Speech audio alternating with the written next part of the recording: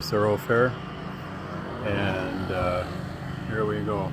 Some new construction. They normally build some shacks and the guys just stay in those shacks and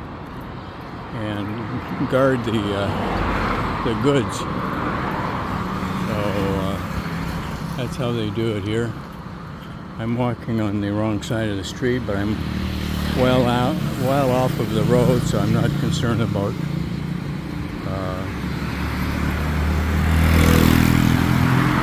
getting run over.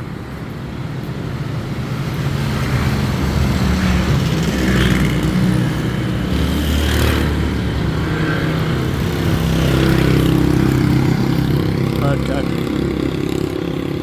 I'm heading west. As you can see, the mountains there toward Valencia. It's supposed to be a little cooler in Valencia, but some say, having lived there, some say that it's not that much different than down here where I'm at. Obviously the elevation is quite a bit higher, so I would expect it to be a little cooler. At any rate, probably should have worn mics today, being this road is very noisy, but we'll just try to see what happens here with this.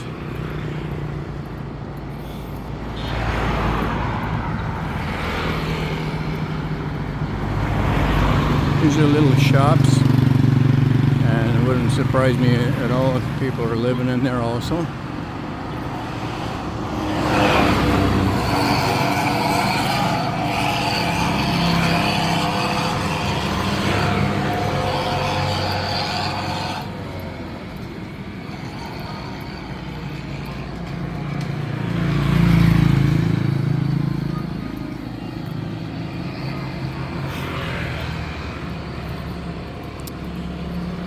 I'm going to talk about something I was going to at the house, but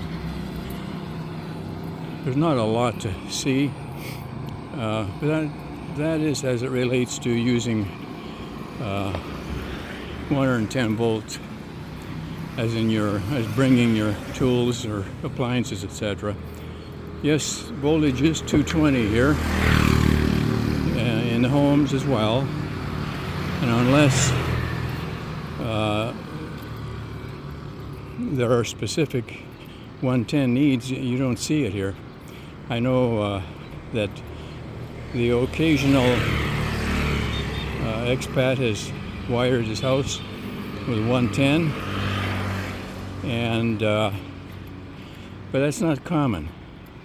So certainly your phones, your transformers and your phones and your laptops and whatnot will handle the shift from 220 to 110. That's not an issue. But you get to appliances, like I brought all my little tools, the routers, etc., saws, you name it, and it requires 110. So what do? Well, you use a transformer. There's transformers available at places like Handyway and City Hardware. My first one I got at Handyman. It's a 1,000 watt capacity. You don't want to put a 1,000 watt machine on it though. You need to give a little slack for the initial surge. When you turn it on, it's going to draw just a little bit more momentarily. So anything up to, say, 800-900 at max, and 1,000 watt would handle it fine. The most popular and that's made locally in the Philippines, and also which has an excellent rating, is the Panther. And that's what I got on all three. I have 1,000 watt, and when I was running a couple of heavier machines of 110 volt, I also have a 3500, so you can take it up to say 3300. I have several running. I even have a 5000. Now, the 1000 I did purchase at Handyman, but that's all you're going to see there, and it was like 8,000 pesos. So that'll give you an idea. Now, if you want something bigger, Panther's the way to go. You can go to Lazada, and there is one specific shipper that not only packs it well, but he builds a crate, a wooden crate around it. And in my experience, you do need that, because I ordered a 3500 watt through another dealer, and the guy, well, they had bubble, cardboard and bubble wrap, but there was a heavy loose component inside, and I wasn't going to even attempt to use it. So I had to send it back, and after a little bit of hassle, I got my money back, and I used this other seller, and I don't even know if there's a name listed on, but you can inquire at the bottom. Usually is where you can talk to the seller. If he uses a crate, if he crates his products, then you know that you've got the right seller.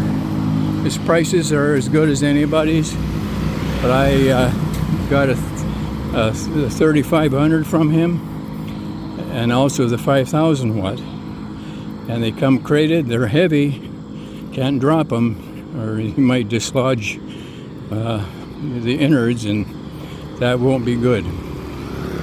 So that's something to keep in mind. I forget the cost exactly. You can go online. Lazada is where I got them, and they'll be able to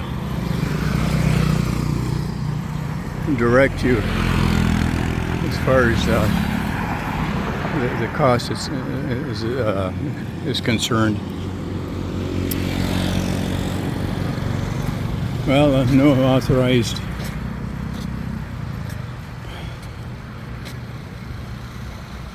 no unauthorized people allowed. That building they were digging the footers when I moved here, so they're not making too bad of progress considering it's concrete and block. At any rate, that's what I do. I bought a lot of my 110 stuff, appliances and tools. So it's not a big deal. Just don't forget to plug it into the transformer instead of the wall, or you could destroy the tool. There's certain things I brought that you really would have a hard time finding here, and if you found it, it would be of inferior quality from, yes, you know where. America gets, foreign countries get the better product out of China, but unfortunately the Philippines gets all the junk, and that's just how it is. Ask anybody. Ask any foreigner who is acquainted with tools he bought in the States or Canada, and you'll have the same story. So that's why I brought my stuff.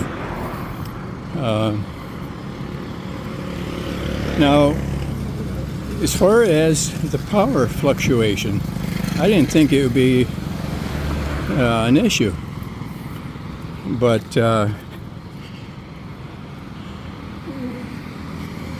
when I purchased my first AVR, that's automatic voltage regulator, at the suggestion of the Robinsons where I bought the refrigerator, he said the power fluctuates tremendously, and some units are sensitive to the lag or the jump in voltage, and you see that here. It's supposed to be 220, but you'll notice the AVR that I show on my thumbnail shows 211 volts. Now that's with the refrigerator not drawing any power. But when I was down there taking that pic,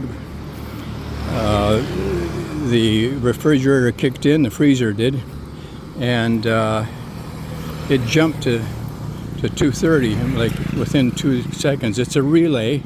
There are, see, here you go. Gotta watch where you're walking. It's a relay system. It's a cheaper one. There's two types that you can buy around here readily, and that's the relay type, which I have, and it's supposed to be good, at least what I learned online, on things like refrigerators, microwaves, and whatnot. But if you have more sensitive technology in your house, like an advanced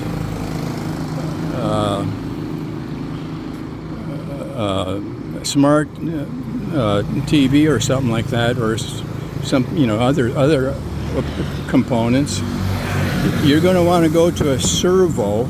It's spelled SERVO type.